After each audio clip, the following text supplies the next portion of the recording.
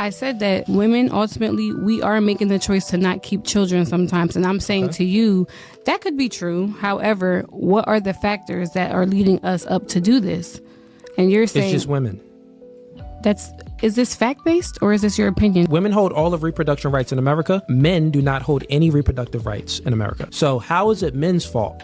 They play every part in that. Let me use an analogy, right? Go ahead. So if it's the case that being in shape or being out of shape is all in your hands, which is true because you put the food in your mouth and you can choose not to put the food in your mouth. So it's your choice. Would it be logical if you gained a whole lot of weight and got real fat to blame it on Walmart for making you fat? Or did you choose to buy all of that food and eat all of that food at Walmart?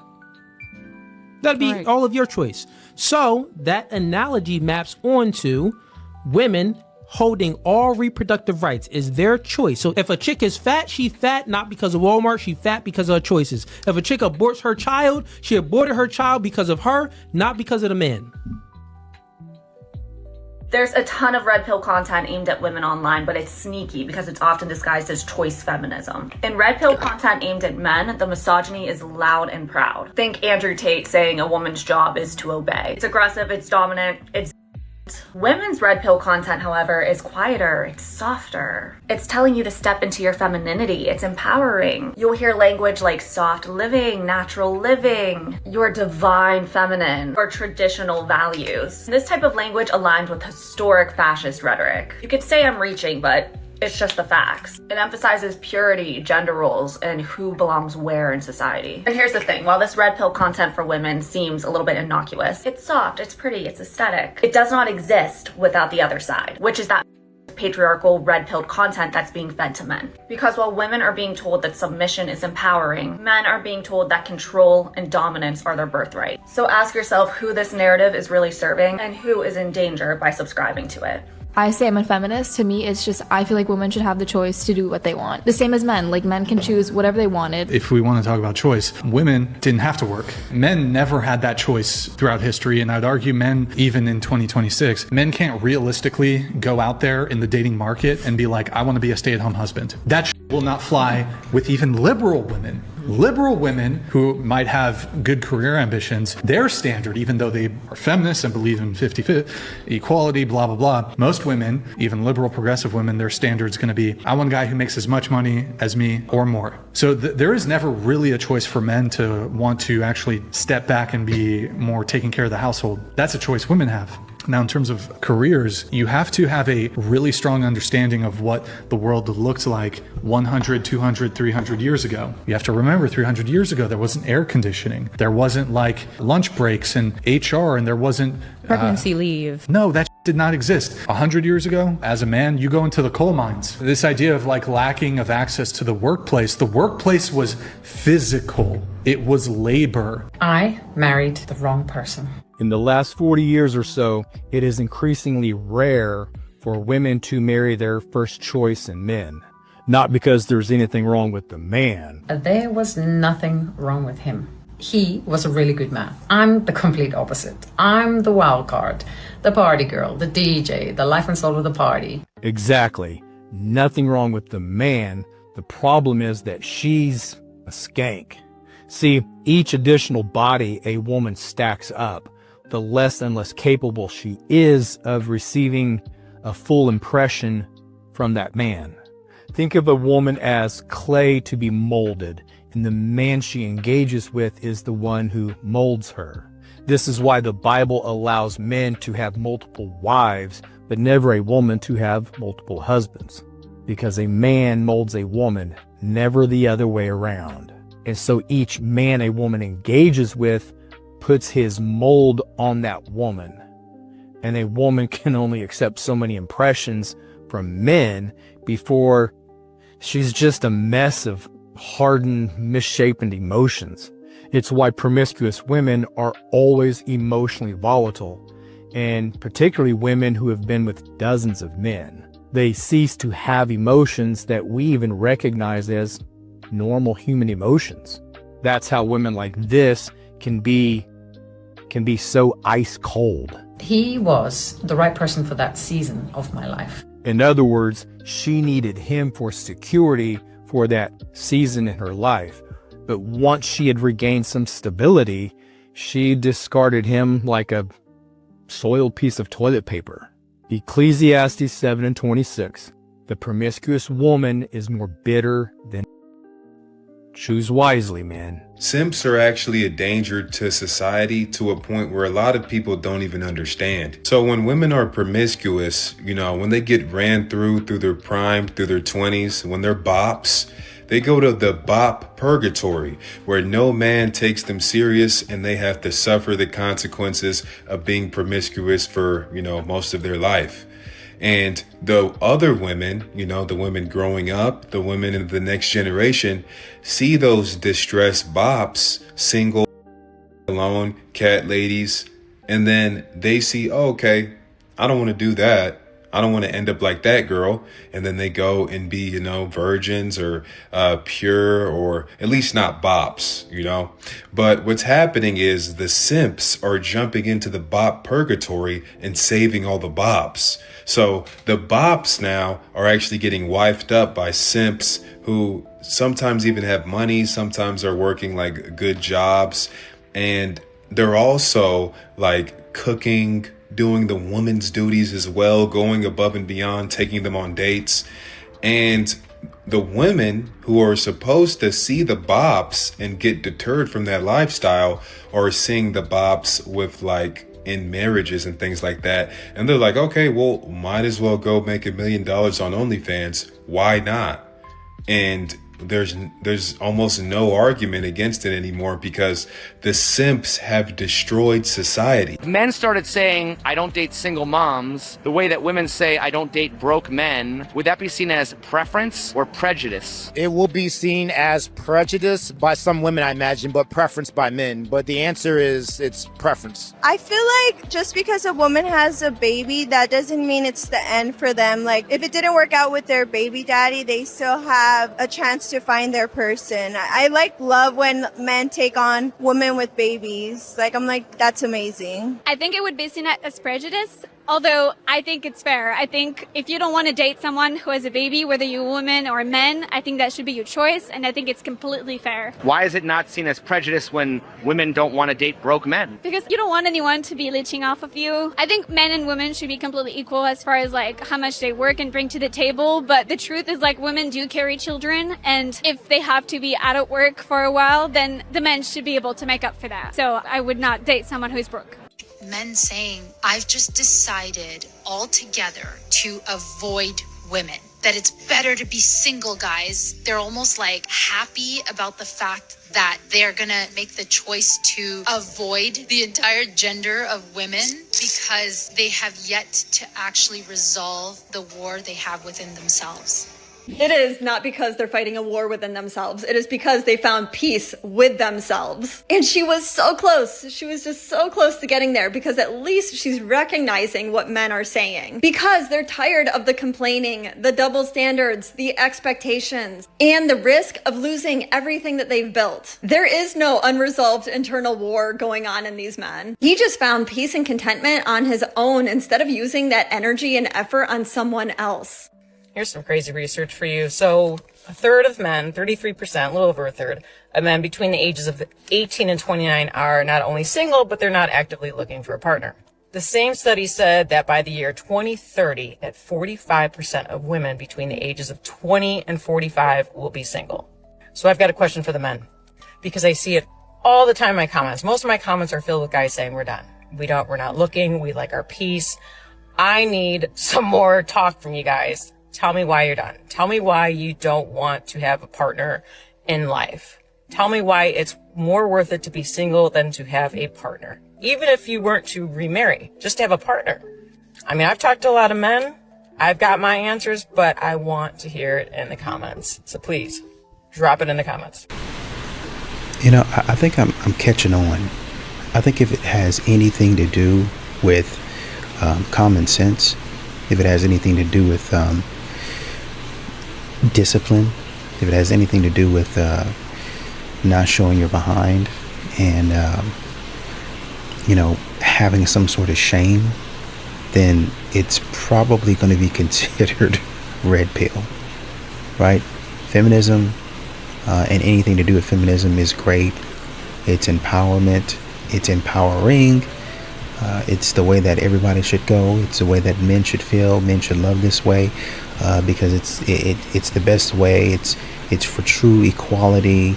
Even if the man is having to pay for everything and do everything and pick up all of the dirty work that a woman doesn't want to, it's still great for everyone. But if you're red pill or if you're in the manosphere, or honestly and truly, if you believe anything that they don't feel is right, then you must be red pill. You must be in the manosphere, and you must hate women. A lot of times you say, women cry just to manipulate people, and that's like a podium you stand on. Well, don't misrepresent Okay. the position. Oh, sorry. So the position is not, in all instances when women cry, they're doing so to be manipulative. Okay. That's Okay. not it. Okay. However, would you agree with me that women do cry to manipulate in some instances? Yes. A small percentage. A small percentage. Okay. I don't know if it's a small percentage, and this is going to vary by women to women. But, okay, continue on with your disagreement, though. Oh, because I think you also say that the Socrates quote, and then I researched the Socrates quote, heavily misattributed. Sure. A lot of people don't think actually Socrates said it. Mm-hmm. But I think your laser focus on that does not allow for women to, like a lot of times I cry out of joy almost every day. Men often have to choose between their self-respect and their dignity and you. If being in relationship with you is making him feel worse about himself on the daily, he is going to have to make that choice. And when he chooses his self-respect, it looks like he's avoiding, he's withdrawing, he's taking space. And when he chooses you, it looks like placating, it looks like he's there but not. It looks like he's emotionally absent, physically present, mentally and emotionally not. You do play a role in this, whether you like it or not, whether you believe it or not, you absolutely do. They're often actually the good men who are stuck in this quandary. And they're having to do this because they don't know how to process the fact that you're not treating him the way that internally he knows he needs to be treated to show up in the relationship as a man and as a husband in the ways that he wants and the ways that you want. So he's in a bind. Self-respect and dignity, or you. We want your physical presence and we want your emotional presence, but we're not going to get that if we are making him have this choice. And so many of us women aren't actually trying because our metric is us and our feelings. And we don't realize it often. And what would it look like from your side? It means expressing the feelings as they are in your body deep, deep down. But most women don't really know what that is. They just know the feelings that they tell themselves about the feeling. And there is a difference. And the women I work with find so much empowerment internally when they do take this step, when they stop making it all about themselves and they start actually showing respect in the way they express themselves while honoring their feelings at the same time. It's not one or the other. We can have our feelings and our emotions. We can have all of them, but we need to express them in a way that doesn't shame and blame him and make him feel like a piece of shit. And oftentimes we don't even know the feeling that we're needing to express because it's buried under so many layers of anger and hurt and resentment. It does take practice and there is an art to it. And that's what I help the women I work with do. Men are always going to gain so much more from their relationships with women than women are going to gain from their relationships with men. And you can argue, oh, like, what if he does this for you or he's handy or, you know, you can hire someone. Like, there's just the mental energy that women give to men. It's. Shorty said that men gain more from being friends with women than women gain from being friends with men. And then she said, he gave the example of like, what if he's handy? What if he helps you with this, that, or third, da, da, da, da. She said, because women give more mental power, more mental energy in being friends with men. I'm sorry. Have you ever been friends with a woman before? A woman will come to you about her problems, right? And then you'll give her a solution to said problem, right? She won't listen to the solution, but she'll still complain about it. She will always be in a crisis, but never do anything to solve said crisis. You don't think that's mentally taxing? Mind you, this isn't even just a perspective of a man being friends with a woman. I've heard women who are friends with women say this as well. What mental toll does it take on you to be friends with a man? Because men, this is so stupid. This is so stupid. A man might come to you because you're a woman and vent to you more than he would his male friends. But even in that, he's still looking for a solution, right? Your female friends are going to vent to you and not look for a solution. What have I gained from women being my friends? Not saying that like me being friends with men, I've gained so much. I'm just saying like, what have I gained from being friends with women? Honestly, the only people I've ever fallen off with on a friendship basis is women. Like those are like, I think I've fallen off with one dude who was a friend of mine, one guy in my whole life, one guy. Like we had an actual falling out. But with women, there's always a falling out. Women rarely have best friends that last longer than 5 years. That's why when you ask a man, who's your best friend and when did you meet him? They'll say something like kindergarten, middle school. You ask a woman, hey, who's your best friend? Oh, I met her in college. How old are you? I'm 24.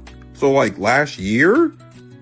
Yeah, I'll just be saying nonsense, bro. People don't want to date anymore because women want men who don't exist yet and men want women who don't exist anymore. Think about it. Many women want men who are financially successful, emotionally mature, confident, loyal, funny, available, and somehow has no flaws. On the other hand, many men want women who are traditional but modern in lifestyle. They are independent but always available. They are ambitious but not too ambitious. The problem is not that such people don't exist. The problem is that we are so much interested in meeting that final person or the final product that we don't realize that real people are still growing. It's not that good men or good women don't exist, but it's the fact that we are so busy chasing perfection that we have all forgotten how to build together. Average men flirt. Dangerously attractive men do this instead. Hi, my name's Jenna Nicole Williams. I'm telling you, women only want one thing, and it is this. All a girl wants is to be described. It is by far one of the most romantic things you can do. Literally nothing will make her swoon more than finding ways to describe the things you love about her. And the reality is, a key factor in a girl being attracted to a man is his ability to bring out big emotions in her. So finding ways to describe her is a top-tier way to accomplish this. And no, this doesn't have to be poetry. Just describe things about her out loud, and yeah, feel free to get creative with it if you'd like. Yes, this is easy for certain types of men. I want to give my phone number to 10 men who want feminine insight on becoming that type of man. You can also comment the word lead and I'll send you my free guide on attracting women. Men don't like women, they like the idea of femininity. They like how women make them feel about themselves, especially in the eyes of other men. What majority of them seeking is validation from other men. That's why they like trophy wives, trophy girlfriends. You can see in real life how they treat invisible women they do not find useful or attractive. That's why they want children even though they are terrible fathers. To them, it's nothing more than a pass, a proof of social status that they made it in the patriarchal system. I know a few guys, right? They only date a very specific type of woman. Mind you, these guys are very different in personality, background, life experience, yet the women they date, I'm talking about that kind of look, physique, are exactly the same. And they would complain how superficial, shallow these women are, and the next time you see him with a new woman, she's still exactly the same. Because being with a woman like that is collectively agreed by all men that you have made it in the patriarchal system. They love the idea of femininity, not women herself. And in the patriarchal narrative, femininity often means gentle, caring, understandably, preferably adoring him, something designed to serve the male ego. That's why when women step outside the traditional narratives, when she starts to express her feelings, boundaries, ambitions, desires, a lot of men feel unsettled or even threatened, because they struggle to see women as a complete, equal, real, complex, individual human being. When I was a young, dumb too at one point in my life, I actually married a man for love. Like, can you imagine? Okay, I learned that quickly, that marrying for love is not smart. Like, it's actually one of the dumbest things I would ever think a woman would do, because marriage really only benefits men. It only benefits men. Women do not get as many benefits from marriage as men do. Studies have actually shown that men make more money, they live longer, and they're healthier, whereas women are more depressed, they lose money, and they also lose a big sense of their identity and their self-esteem as a result of being married to a man, because men like to siphon energy from women. They never pour back into them. So, ladies, if you are thinking about marriage, or if marriage is something that is on your radar, please treat it as a business deal, not as a love connection. That is the dumbest thing you could ever do. Now, If you already have your own money, go ahead and marry for love, but make sure you have an ironclad prenup so that that man doesn't suck everything out of you that he possibly can, because you know that they're going to try to do that. That is in their nature.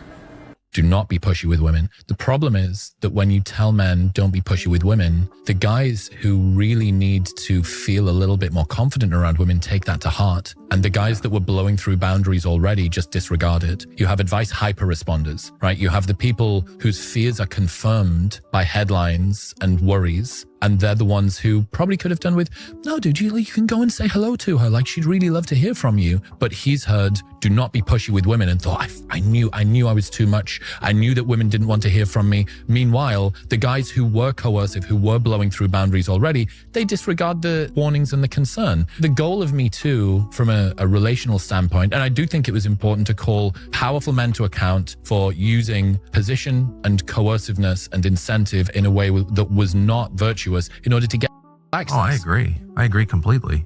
The goal of Me Too was to sanitize the toxic elements of male behavior, and instead it ended up sterilizing most of them. There was a woman saying that a lot of women do not cry to manipulate men. There's a plethora of reasons that they cry. Correct. Well, I cry out of joy. I cry maybe because I'm sad about something. Sure, I think men understand that. And that's what Brian was saying. Men understand women's emotions a lot more than you would think that they would. Men just don't get a lot of credit for it because you think that men are devoid of emotion. Just because men don't share their emotions all the time, you think that men are not thinking about other people's emotions. You think that men don't get sad.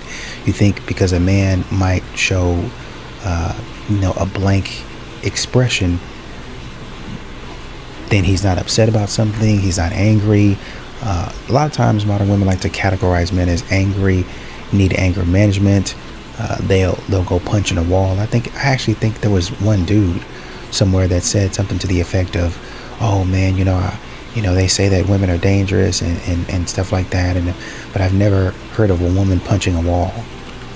Well, maybe you haven't been living very long, sir. You look about 30, but maybe you've been living under a rock. Because these modern women, they definitely cannot control their emotions. Keying people's cars, throwing bricks through people's windows, whether it be a car or whether it be a house, they definitely get upset. Murdering people? No. They definitely need to be in control of their emotions. We need to start understanding. First of all, nobody's saying that a woman can't handle her emotions. That women cry to manipulate men all the time. But it does happen. That's what the man is saying. It does happen. Y'all be out here, and this is how men have gotten falsely accused, because y'all sitting up there lying. And when somebody look you in the face and they be like, is that true? That's when the waterworks start. That's when the waterworks start. And all of a sudden, oh man, he's a bad guy. We got just get him out of here. Start that screaming, bloody murder. I am honestly so proud of the women today. And they think that it's an insult to us that they have to run to third world countries to find women who are poverty stricken. Women who ain't never seen $3 all lined up together in their life. Women who got to share one spoonful of rice with a family of 6. Women who don't have rights, who can't work, who probably only bathes once every 2 months.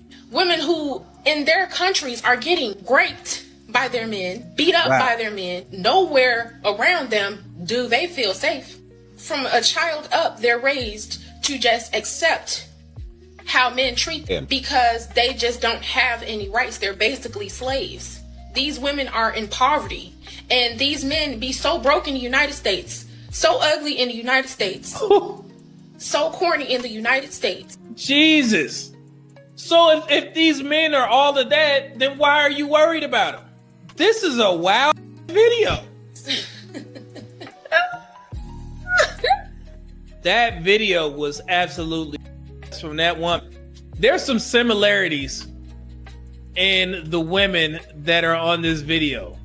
See if y'all can catch it. Subservient to them and do what they want, basically some sort of indentured servitude. You feel that you need to go to Antarctica to marry a polar bear. Get a polar bear.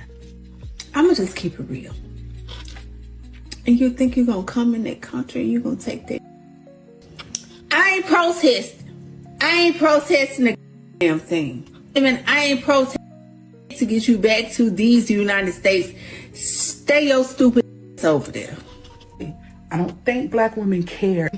We do not care that we don't care. We literally don't. Like we care, we don't care. No one gives a you because we never cared about you to begin with. Let's be clear. But I believe in y'all still. The ones that's doing the work anyway. We don't want you other ones anyway. We don't give one. Not one rise. I keep telling y'all this. We don't care. Yes, passport, bro. We don't care where you go. We don't care who you with. Look, a hard thing to care. We don't care. This one right here saying that she don't care. So y'all can go ahead and scratch her off your list of dateable women. I know y'all hurt. I know y'all sad about that. But y'all gonna just have to chalk that one up to the game. She is not available to you guys. That's what she's saying. So I know y'all gonna go home, cry in the car or whatever, because you don't have access to this woman. And I'm sorry for that. You know, passport bros. Maybe you could find another woman in Brazil or something like that to maybe replace this woman right here, because she says she don't want y'all. So there is no benefit for marriage for men today. Women do not in general make men's lives better, and we are the lucky ones to marry, not men being lucky to marry us. Women do not deserve princess treatment. You could maybe argue that women deserve princess treatment that are 22-year-old in-shape virgins without debt and no tattoos.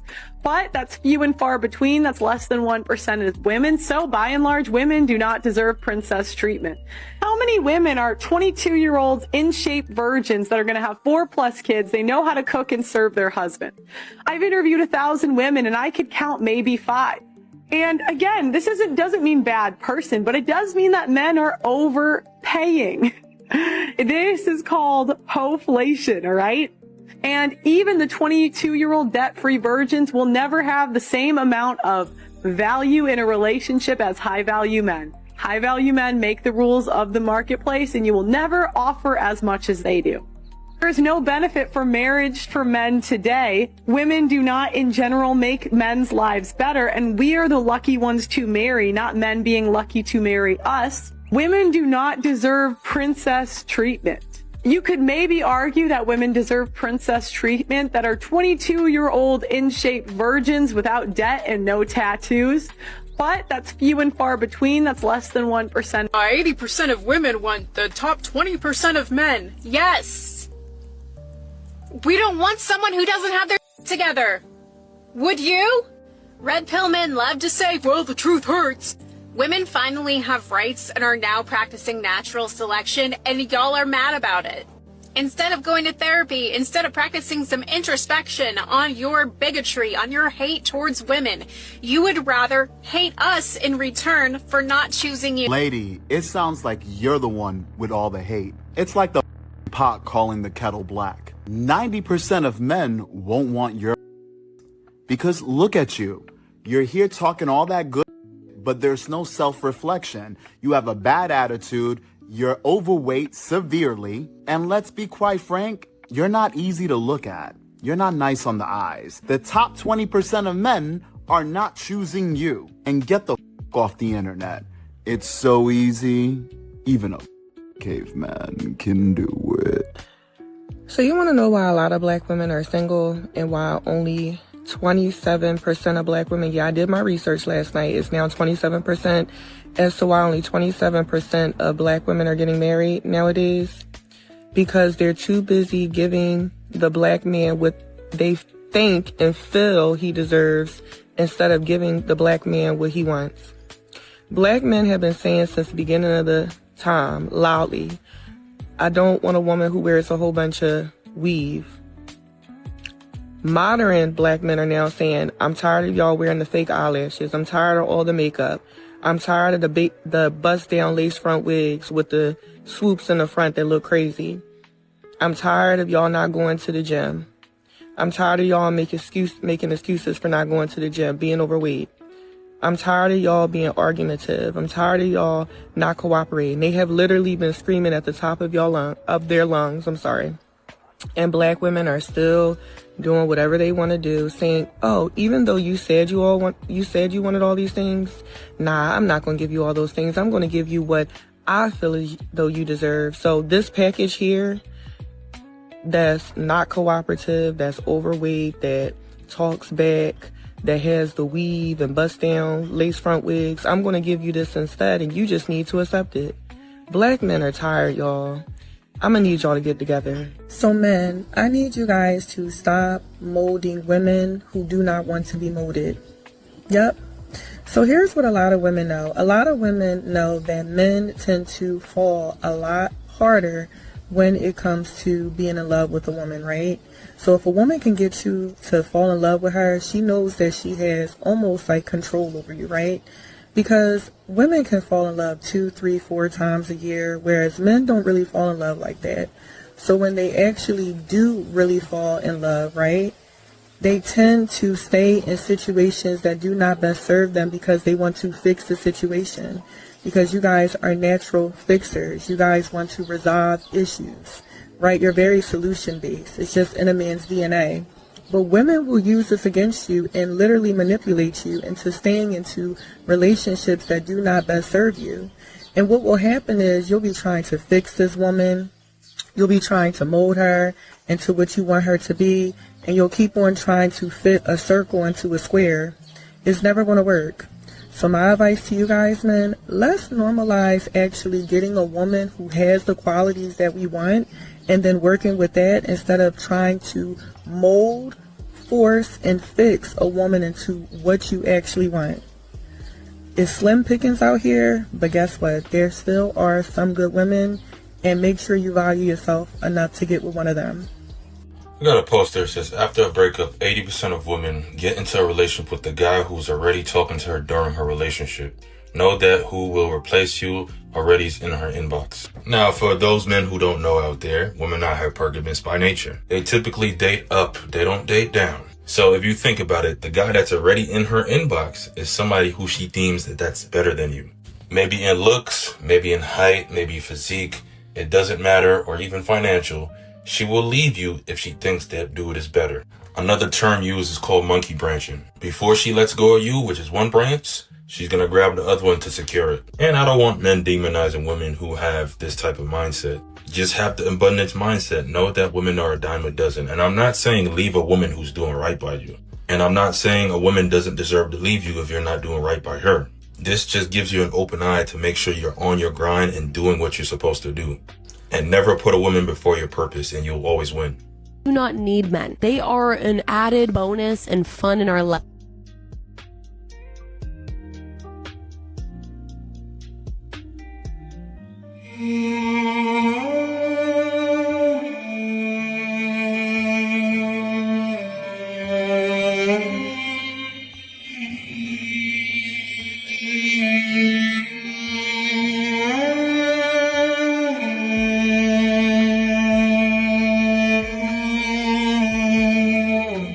I love men. We need men. Only men can be fathers. They are irreplaceable. Thank you for being willing to risk your life and even sacrifice your life for other people. I think women, we're used to saying, we love mothers, we need women. All of that is true. And we shouldn't be afraid to express that same gratitude and respect for men, because men, we need you and we appreciate you. So there was a woman talking about, average men flirt, but if you want to be dangerously attractive, then you're going to essentially describe the woman, and you can describe her in a way basically that's romantic. They want a man to be, or learn to be, Casanova, and I find that crazy, because they don't really want men. They want the man that they like to do it. They want the man that they're attracted to do it, but then they also want a man to approach. So that's why it's hard to follow the advice that a lot of these modern women are giving, because you're essentially playing the lottery. You're essentially gambling. You don't really know if the woman is attracted to you or not in order to be able to do the things. You can't even really honestly and truly assess her level of attraction a lot of times, because she's not really giving you a lot of cues to go off of. She thinks that she is, but she really isn't. And so, men love hearing stuff about how to talk to a woman, how it would help him be more successful. But I think, once again, if modern women were able to be upfront and give a man a hint as to what they like or what they don't like, if you're attracted to him or not, then a lot of the things overall that you're asking for, this being one of them, well, I would like a man to describe me in this way, or basically describe the things that he loves about me. I can do it, right? Oh, I'm not just talking about, don't talk about my boobs or my butt, yeah, correct, right. But if I start talking about your lips, oh, that's creepy too. If I start talking about your eyes, oh, that's creepy too. Oh, you're staring in my eyes like a weirdo. Pretty much anything, so just tell me, what part of your body are you insecure about? And I'll try to speak to that and describe it as something that I like. You should tell me where you want me to go. So another reason why women get ghosted is they don't understand that after sex happens, the onus of the effort shifts to them. To the women. To the women. Interesting. Perhaps you've heard this said, that men are the gatekeepers of commitment and women are the gatekeepers of sex. I heard that in the book, yeah. But in modern dating, where sex precedes commitment, then we just come up against the women's gatekeeping first. And this isn't even really about men and women. It's about who's like on the outside and who has the power to let them in. So women have the power to let men in, and this happens before commitment these days. So the man's going to be making the effort. He's running offense. She's running defense. At first. Yeah. Yeah. And sometimes women think, because they get kind of anchored there, that after this happens, that he's just going to keep trying or keep escalating. And it's like, no, sweetie, you have to make the effort. You didn't just hand over to every man that desires it from you. Why is that man going to hand over commitment just because you want it? You have to go get it. Now you are on offense. He's on defense, and he can let you in or not. And so a lot of women don't try. They don't make the effort. And they also often don't know what to do. They don't know how to secure a man's commitment. I believe that women are disproportionately destroying this country. And I also believe that it is enabled by weak men. So I want to be very clear. I'm not attacking women. I'm attacking both sexes. But we attack men, and rightly so, all the time for excessive aggression, predation, as we should. But we never, ever criticize women for their errors, for their specific flaws, which are largely uncontrolled, uncontained emotion, which explodes and leaks out into horribly destructive areas, such as mutilation and hormonal castration of young children, most of whom are girls, and most of which is led by women. Women therapists, women teachers, women surgeons, women clinical directors, women politicians, women legislators. Even mothers in families are largely driving this, not men, not fathers. Of course, the fathers, they're just standing around letting it happen. So I'm not saying that they're guiltless or blameless, but I'm saying they're not stepping up. And we need strong, ethical men to stand up and to contain the excesses of what I would call toxic femininity. Yes. And we have lost that balance in our society. And if we don't get it back, we are gonna fall as a nation. We are already teetering. And we are very close to the precipice. So our problems today, we could say, the political divide, a lot of politics. Politics is a symptom of an underlying problem. Men are not approaching women anymore. Let's talk about why. So the manosphere will say that it's because women have become impossible. They're too entitled, they're too quick to reject, men are terrified of getting Me Too'd. But that explanation is wrong, and it's keeping a lot of men stuck. The actual reason is that approaching a stranger takes a specific set of social skills. It requires tolerating awkwardness, handling no without freaking out, being willing to look a little bit cringe, and being willing to summon the courage in the first place. Those are skills that are built through practice, and an entire generation has grown up doing most of their social interaction through a screen, which means none of that practice has happened. The research on social skills backs this up. Like any skill, the ability to approach people degrades when it's not used. The muscles for in-person rejection, small talk with strangers, and reading a live face in real time are being used less than at any point in recorded history. Also, there is a cultural piece to this. Women are more alert in public spaces than they used to be. They're more on guard. Men who want to approach in a polite way are having to be more thoughtful about how their attention lands. That's not necessarily a bad thing, but it does make the old default of just go say hi more complicated than it once was. We should be accepting that some people will not want your attention, and that's not a personal insult. We should lead with curiosity instead of performance and be willing to be a little awkward. The men who are dating well right now are the ones who have made peace with the slightly uncomfortable, treating rejection as learning instead of a personal slight. And I think that's the real path forward, not the blame game that the manosphere is selling. Why are younger women attracted to older men? And it's not because they're broken, gold diggers, or being manipulative. It's because older men activate something that younger men haven't developed yet. Young women bring youth, beauty, curiosity, and softness. Older men bring experience, confidence, emotional control, and safety. And that pairing has worked for thousands of years because of what? Biology and polarity. A young woman is wired to seek a man who can guide her, protect her, and elevate her. Not control her, but teach her. And this is the part that a lot of people ignore. Older men teach. They teach emotional maturity, they teach communication, they teach discipline and long-term thinking. They can show her calm leadership and what masculine reassurance actually looks like. He grows up faster beside an older man than someone who's still discovering himself. And what does he get in return? She brings him back to life. Her softness, her energy wakes up a part of him that he forgot. Her femininity sharpens his masculinity. This isn't a transaction, it's pure human nature and polarity. Younger men are still figuring themselves out, whether it's they're building themselves up emotionally, financially, mentally, whatever. They're unsure, inconsistent, and that's normal for their age. Women don't fall for potential, they fall for certainty. Older men just know who the hell they are, and they know what they want. They know how to show up, they offer so much direction, protection, and stability. And that's why young women choose older men. They feel safe enough to be feminine, open, and soft again. It's not creepy, it's not new, it's the oldest pairing in human history. And the people who hate it the most are the ones that can't offer what either side values. When someone tells you as a woman you're too aggressive, what they're actually saying is, you're making me uncomfortable by owning your power. Let's be clear. Aggressive is code for women who won't shrink. When men assert themselves, it's called leadership. But when women do the same, it's called attitude. That label isn't feedback, it's control. It's the system's way of keeping women polite, predictable, and quiet. You don't need to dilute your voice to make others feel safe. You need to learn how to channel it with precision. Power without apology is what actually earns respect, not playing small to protect someone else's ego. At PowHer, we teach women how to reframe too aggressive as a compliment because it means your authority is being felt.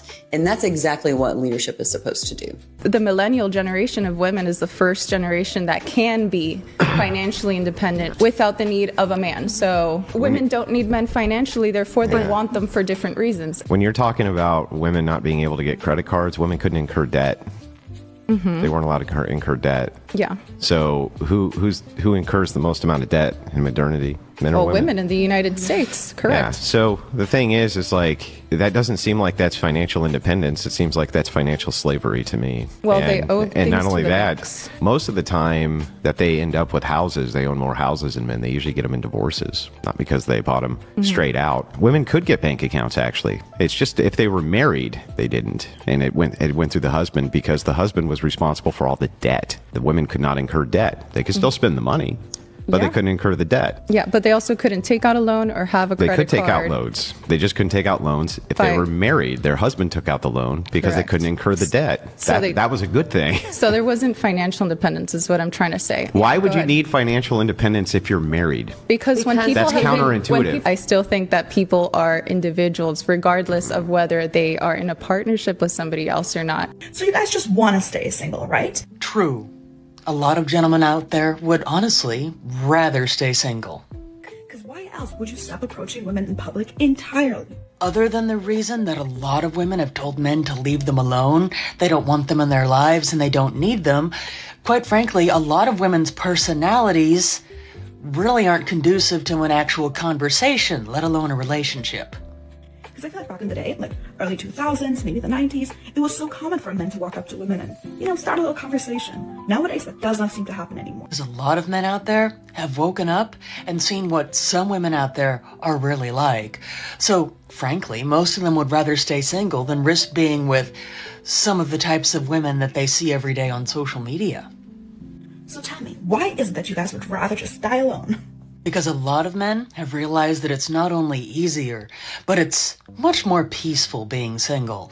And not only that, but a lot of men have woken up to the fact that they have self-respect, and they don't need to be in a relationship to be considered a complete person. Why are so many men refusing to get married? This is an interesting question, and I don't know if men actually are refusing to get married or not, but it could be a few things. It could be that there's misconceptions about what marriage is. We hear a lot about who benefits from marriage. Is there a benefit to marriage? We hear a lot about men who are taken advantage of in the divorce process or feel like they lost something. I also think there's this mindset where you're with someone, but you're wondering if something better is out there. So why would you commit to marriage if you're worried you're going to miss out on something better? What I would say to women in that situation is if your partner doesn't want to marry you and you want to get married, leave, break up. That's going to end with you guys breaking up anyway. And if you're a single man who never wants to get married, let us know why. We're really curious. A lot of these modern women, and they're starting to come out and say it, which is they kept on saying that men are wrong about it, is 80% of us want the top 20% of men.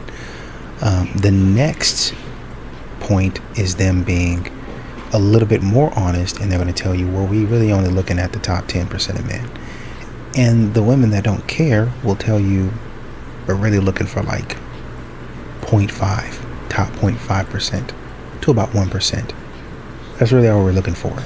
And we're hoping to share in this man's resources. We don't really even want to get married, but if this man would want to bless us and bestow upon us a little something, I think we'd be okay. I think a lot of modern women would be okay being in a relationship with a man that they actually like, but then also receiving resources from another man. They would. There's a good number of women already doing that. They're already doing that. There's one woman who she had kids by another man. That man was pretty much a bum, to be honest. By her admission, she got with another man that, as she described, was everything that she wanted, everything that she needed, but then she was still taking money from her baby daddy. And when they got honest about it, they said, is that the only thing that you're taking from him? And she had to be honest about that too. No, that's not the only thing that I'm taking from him. I'm taking a little bit more than money. Exactly.